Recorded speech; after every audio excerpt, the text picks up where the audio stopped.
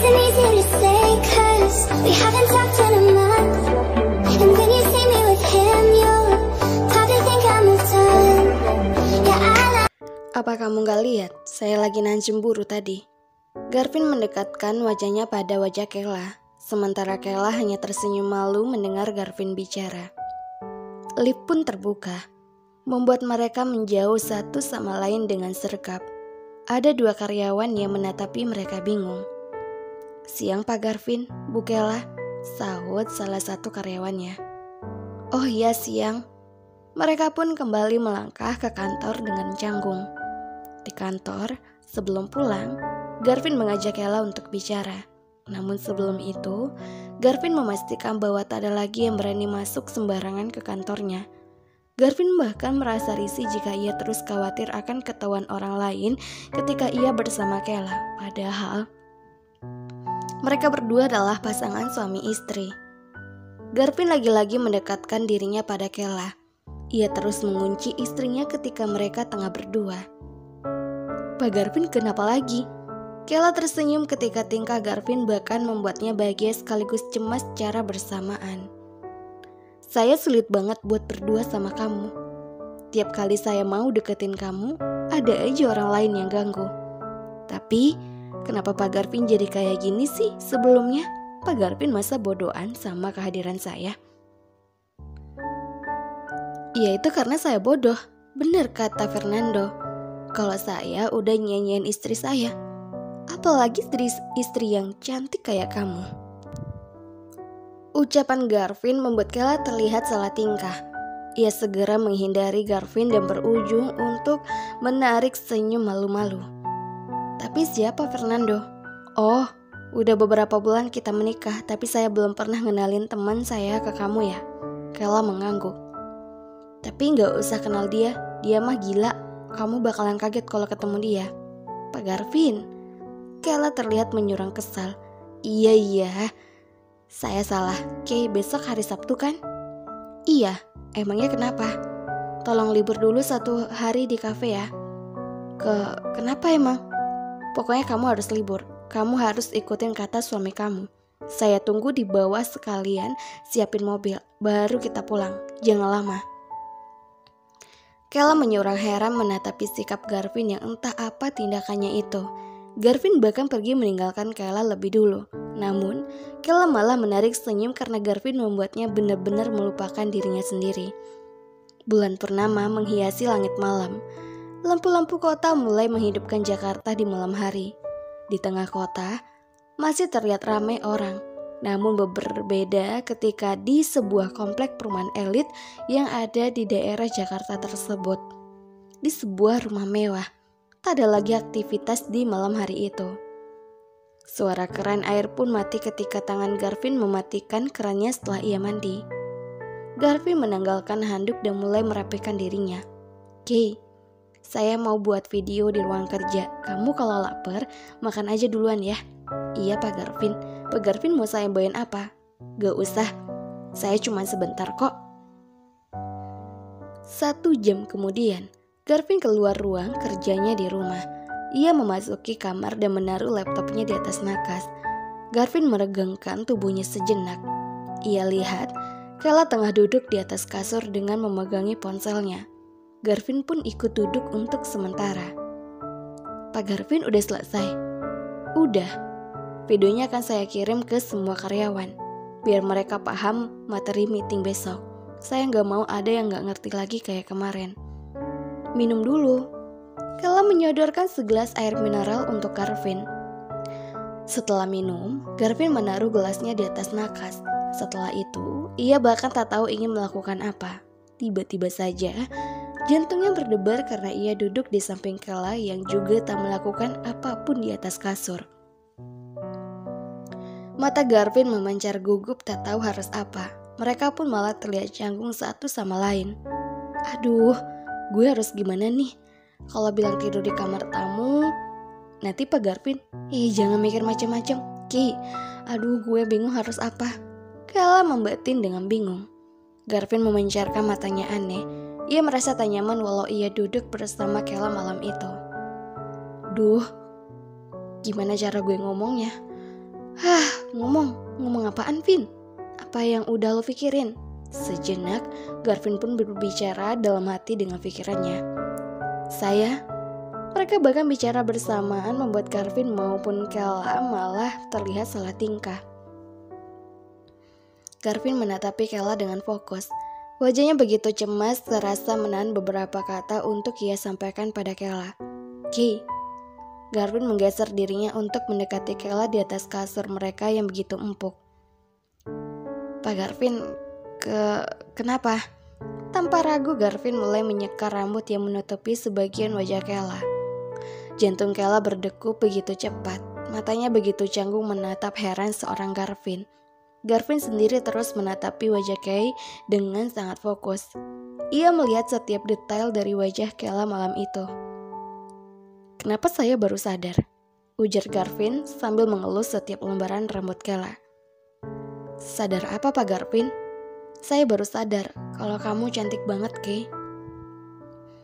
Kela tertunduk salah tingkah setelah dipuji oleh suaminya. Ia pun hanya bisa memainkan tangannya di depan Garvin yang terus mengusap setiap lembaran rambutnya. Jantung Kela sudah seperti kereta api yang berjalan di atas rel. Jujur, Kela takut berpikir macam-macam malam itu. Pak Garvin, saya mau tanya satu hal, ucap Kela. Apa itu? Dari awal, apa benar niat Pak Garvin nikah itu mengejar jabatan CEO Pak James? Pertanyaan Kela menghentikan tangan Garvin yang asik memainkan rambut Kela.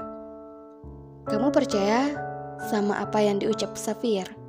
Bukan begitu, cuma dari awal pikiran saya ke sana. Saya ngejar itu demi perusahaan. Memangnya perusahaan kenapa? Ada hal yang kamu gak pernah ngerti. Kamu jangan terlalu percaya sama dunia. Dunia itu tempatnya orang-orang licik. Tapi Pak Garvin, Garvin menghentikan Kela yang bicara. Ia mendekatkan jari telunjuk ke mulutnya untuk menghentikan Kela berucap. Perlahan, Garvin mendekatkan wajahnya. Matanya terus menatapi kedua mata Kela dan kemudian turun fokus menatap bibir Kela yang begitu manis ketika ia lihat. Bibirnya terlihat lembab dan berisi. Warnanya begitu menarik penglihatan walaupun Kela tak memakai make up malam itu.